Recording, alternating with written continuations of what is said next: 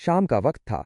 सारा हमेशा की तरह अपने कमरे में बंद थी। उसकी दुनिया चार दीवारी तक महदूद होकर रह गई थी। वालिदैन ने दस्तक दी, आवाजें लगाईं, लेकिन अंदर से कोई जवाब ना मिला। ये पिछले कई महीनों से इनका मामूल बन चुका था। सारा ना किसी से बात करती, ना बाहर निकलती, बस खामोशी से खाना लेती और फिर अपने कमरे में गायब हो जाती। उसके वालिदैन अहमद साहब और फातिमा बेगम सख्त परेशान थे। उनकी हंसती खेलती बेटी अचानक इतनी खामोश और अलग थलग क्यों हो गई थी। वो डॉक्टरों के पास गए, माहिरीन नफ्सियात से मशवरा किया, लेकिन कोई वाज़ेह वजह सामने ना आ सकी। सारा का कमरा उसकी पनाहगाह बन चुका था, या यूं कह लें कि कैद खाना।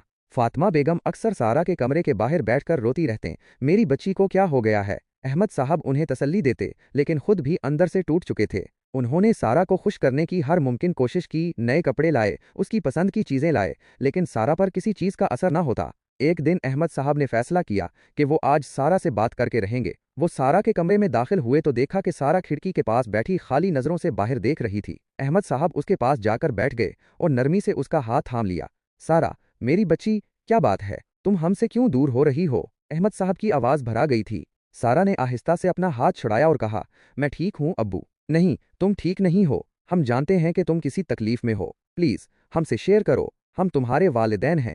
सारा खामोश रही और फिर अचानक उसकी आंखों से आंसू बहने लगे। उसने रोते हुए कहा, अब्बू, मुझे कुछ समझ नहीं आता, सब कुछ इतना मुश्किल क्यों है। अहमद साहब ने उसे गले लगा लिया। पहली बार सारा ने कोई रिद्दी अमल जाहिर किया था। वो नहीं जानते थे कि सारा के अंदर क्या चल रहा था, लेकिन उन्हें ये उम्मीद बंध गई थी कि शायद अब सारा बोलना शुरू कर देगी। सारा के कमरे में खुद को बंद कर लेने की कई वजूहात हो सकती हैं, और ये समझना बहुत ज़रूरी है कि नौजवानों में इस तरह की अलामात के पीछे अक्सर पेचीदा मसाइल होते हैं। मुमकिना तौर पर सारा को शदीद डिप्रेशन, मेजर डिप्रेशन हो सकता है। ये एक ज़हनी बीमारी है जिसमें इंसान उदास, बेबस और लाचार महसूस करता है। इसमें दिलचस्पी ख़त्म हो जाती है और समाजी ताल्लुकात से दूरी इख्तियार कर ली जाती है। सारा का खाना लेना और फ़ौरन वापस कमरे में चले जाना और किसी से बात न करना डिप्रेशन की नुमायाँ अलामात हैं।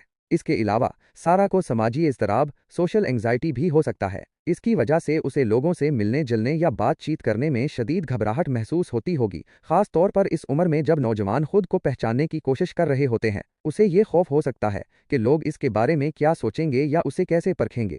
एक और इम्कान तालीमी दबाव, एकेडमिक प्रेशर भी हो सकता है। पाकिस्तान में ख़ास तौर पर नौजवानों पर तालीम में बेहतरीन कारकर्दगी दिखाने का बहुत दबाव होता है। शायद सारा इस दबाव को बर्दाश्त नहीं कर पा रही थी, या उसे अपनी पढ़ाई में कोई मुश्किल पेश आ रही थी जिसके बारे में वो बात नहीं कर पा रही थी। ये भी मुमकिन है कि सारा किसी ज़ाती सदमे या हादसे, पर्सनल ट्रॉमा और इंसिडेंट से गुजरी हो, जैसे कि साइबर बुलिंग, किसी दोस्त से झगड़ा या कोई ऐसा वाकया जिसने उसे अंदर से हिलाकर रख दिया हो। ऐसा कोई भी वाकया नौजवानों को खुद को अलग थलग करने पर मजबूर कर सकता है। आखिर में ये भी हो सकता है कि सारा